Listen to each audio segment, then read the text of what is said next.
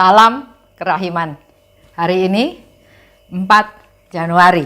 Kita akan baca dari 88 dan 89. Mari kita mulai. Dalam nama Bapa dan Putra dan Roh Kudus. Amin. 88. Selama adorasi, aku merasakan Allah begitu dekat denganku. Sesaat kemudian aku melihat Yesus dan Maria. Pada waktu melihat mereka, hatiku dipenuhi sukacita dan aku bertanya kepada Tuhan, Yesus, apa yang Engkau kehendaki sehubungan dengan masalah yang diminta Bapa pengakuanku untuk kutanyakan kepadamu? Yesus menjawab, aku menghendaki agar ia tetap tinggal di sini dan agar ia tidak mengambil prakarsa untuk membebaskan diri.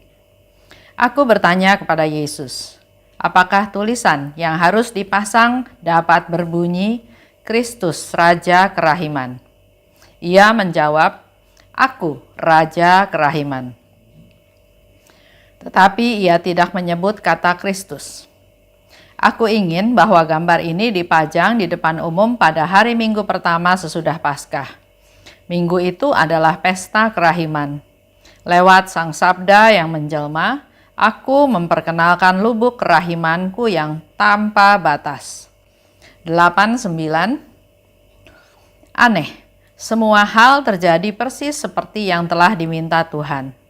Sungguh, pada minggu pertama sesudah Paskah, gambar itu dihormati secara umum oleh himpunan umat untuk pertama kalinya.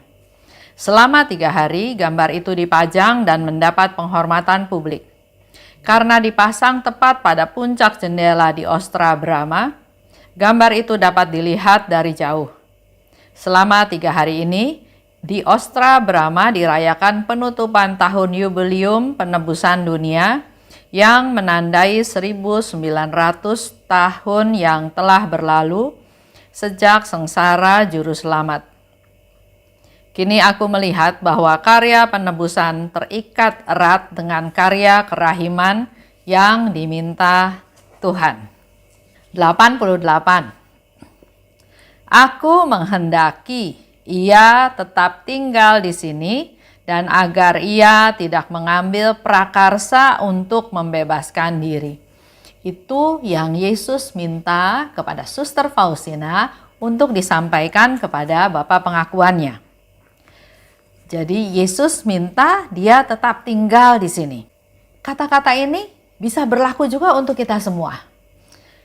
Aku menghendaki engkau tetap tinggal di sini. Dan agar engkau tidak mengambil prakarsa untuk membebaskan diri. Kita dalam situasi seperti sekarang ini, pasti ada yang merasa, aduh, kenapa ya saya harus alami ini? Harus dialami sampai kapan? Saya lebih baik membebaskan diri saja dari perkara-perkara yang sedang dihadapi. Ada keputusasaan ya, ada pesimis dengan menghadapi situasi yang ada. Tapi mari kita coba renungkan kalau kata-kata Yesus ini berlaku juga untuk kita semua. Yesus sedang meminta kita untuk setia, untuk tidak membebaskan diri. Jangan cari alasan, jangan menghindar, jangan juga berpikir berdasarkan pikiran sendiri. Contoh ya, ada seorang bapak.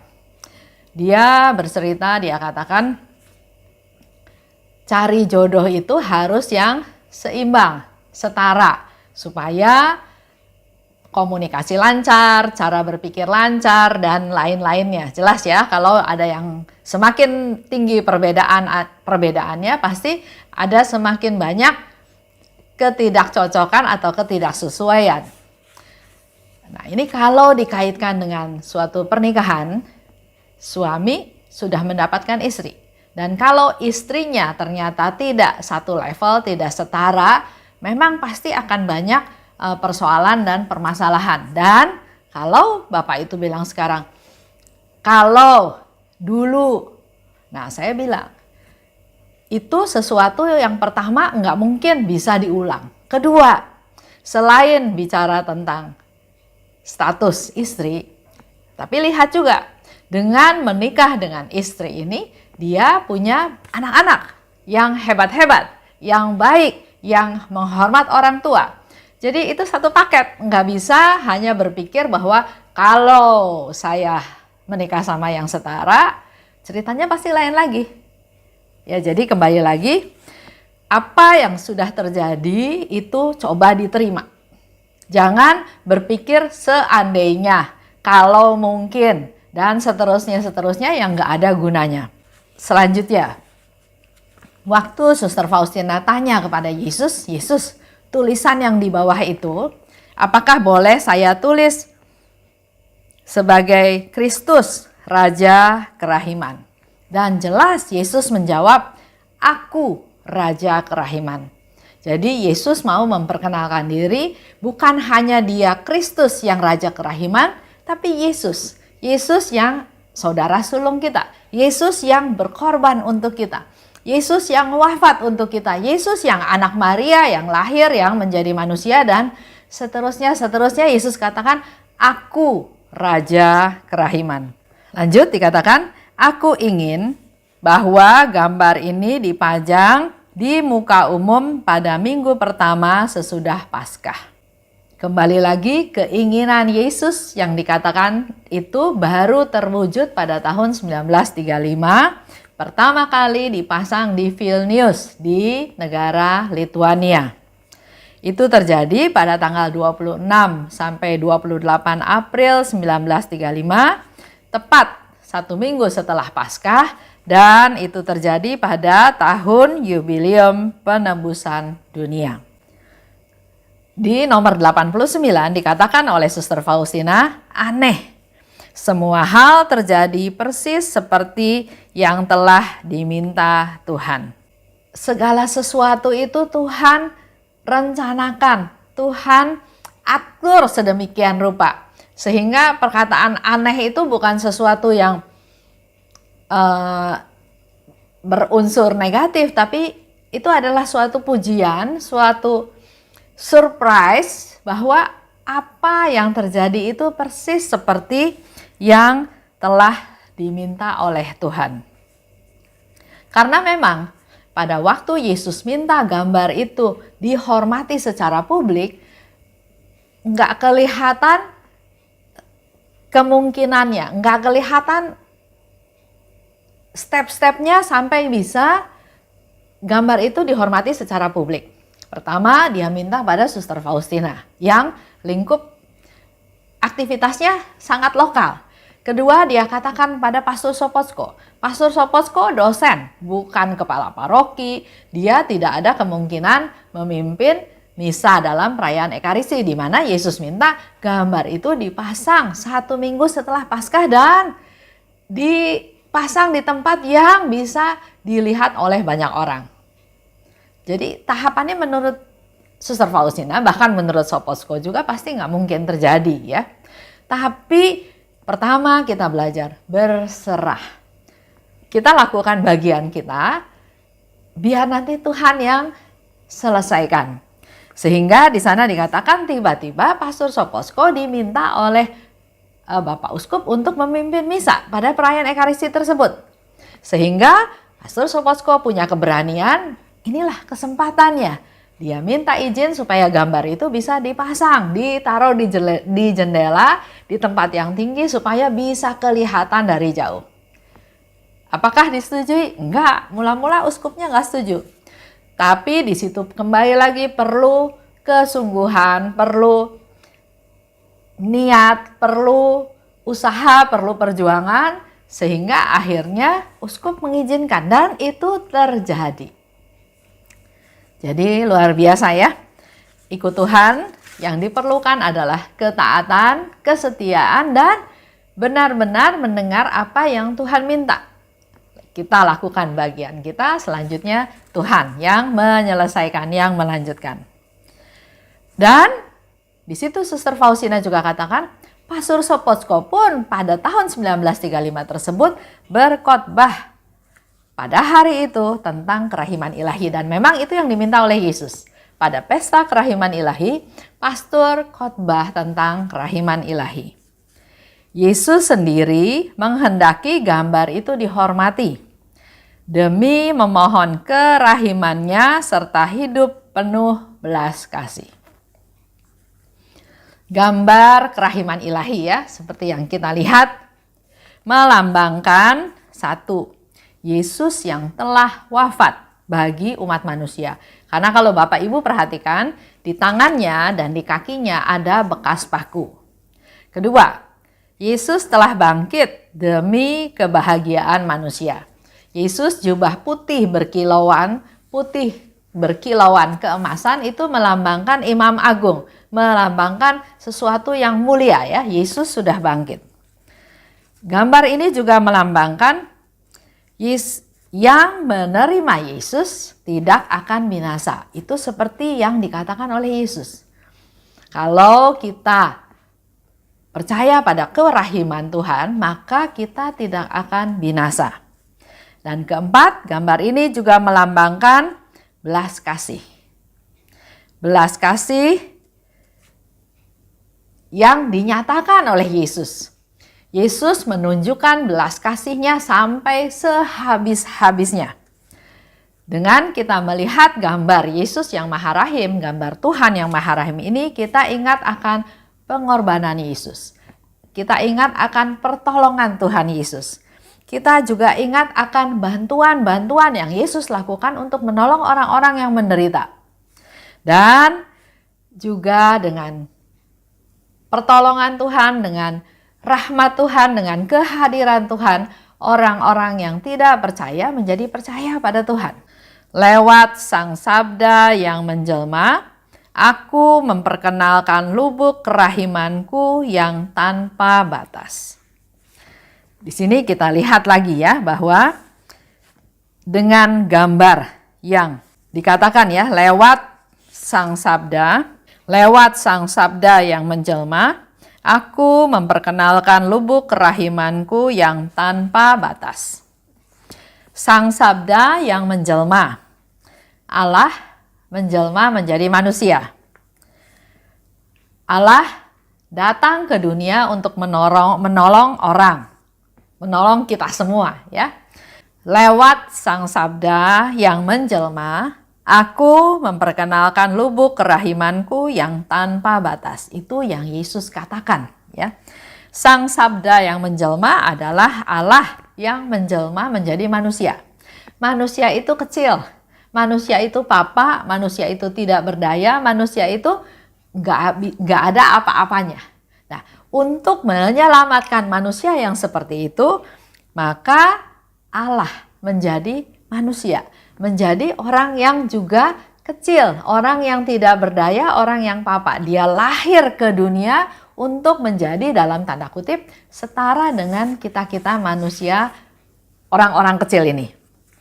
Karena tanpa merendah, tanpa berusaha jadi sederajat, tetap merupakan hal yang seperti sedekah. Pernah ya, saya juga mention beberapa waktu yang lalu. Kalau kita memberi, merasa derajat kita lebih tinggi daripada yang menerima. Itu yang sepertinya berlaku dalam dunia umumnya. Yang memberi berarti punya. Yang menerima enggak punya. Antara yang punya dan tidak punya terlihat seolah-olah yang memberi itu, yang punya itu derajatnya lebih tinggi daripada yang menerima. Nah, di dalam kerahiman Tuhan, Tuhan mau menunjukkan bahwa untuk menolong kita-kita manusia berdosa, untuk menolong kita-kita orang kecil, maka Tuhan Sang Sabda juga turun ke dunia menjadi manusia, menjadi setara dengan kita. Karena dikatakan juga lebih lanjut bahwa kalau yang memberi derajatnya masih tinggi dari yang menerima, ini seolah-olah merupakan sedekah, belum setara.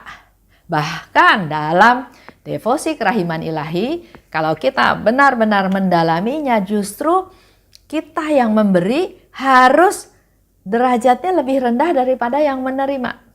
Supaya yang menerima itu tidak merasa objek, tidak merasa yang perlu dibantu, dikasihani, tapi mereka merasa dimanusiakan. Mereka merasa dihargai, diangkat derajatnya setara dengan yang memberi. Allah memberikan dirinya supaya kasihnya bisa dialami oleh kita semua. Kalau sifatnya di atas, kita hanya menerima, tapi kita nggak belajar sesuatu. Allah ingin supaya kita belajar dan Allah menjadi manusia. Hidup dalam hidup kita sehari-hari, benar-benar mengalami kehidupan seperti kita. Harus mengungsi ke Mesir karena takut dibunuh, diusir, dipersalahkan, dituduh macam-macam. Itu yang kita alami sebagai manusia. Bedanya Tuhan Yesus tidak berdosa. Itu aja renungan untuk hari ini. Mari kita masuk ke dalam doa untuk memanjatkan apa-apa yang kita dapatkan hari ini untuk menjadi pegangan untuk hari-hari kita yang akan datang. Dalam nama Bapa dan Putra dan Roh Kudus, amin. Allah Bapa yang Maha Baik, terima kasih atas pengajaran pada hari ini dan kami mendapatkan konfirmasi dari Yesus sendiri bahwa aku adalah Raja Kerahiman. Yesus yang kami kenal, yang kami sembah, yang kami tahu kehidupannya dari mulai lahir dari palungan sampai dia wafat di salib adalah Yesus yang adalah Raja Kerahiman. Berkati kami Tuhan, jamahlah kami agar kami bisa hidup menurut kehendak-Mu. Dan juga Tuhan, Engkau yang atur semuanya, begitu pula seperti Pastor Sopotsko, Engkau yang atur apa yang harus dilakukan, apa yang tidak boleh dilakukan, dan jangan menghindar. Ajar kami juga Tuhan untuk berani menerima tugas-tugas daripada-Mu, mendengarkan firman-Mu, mengerti rencana-Mu, dan juga setia melakukannya. Berani menerima apapun yang terjadi dan setia melakukannya dan selalu meminta kekuatan daripada-Mu. Dan mampukan kami Tuhan untuk menghormati gambar kerahiman ilahi yang sudah Engkau berikan kepada kami sebagai wadah. Bukan hanya sebagai hiasan, tapi sebagai wadah untuk kami belajar rendah hati dan juga belajar untuk menjadi sederajat dengan orang yang kami tolong. Bukan sebagai sedekah, tapi sederajat dengan mereka yang membutuhkan pertolongan kami. Urapi kami Tuhan agar kami menjadi rendah hati seperti Engkau rendah hati. Amin. Dalam nama Bapa dan Putra dan Roh Kudus. Amin. Salam kerahiman.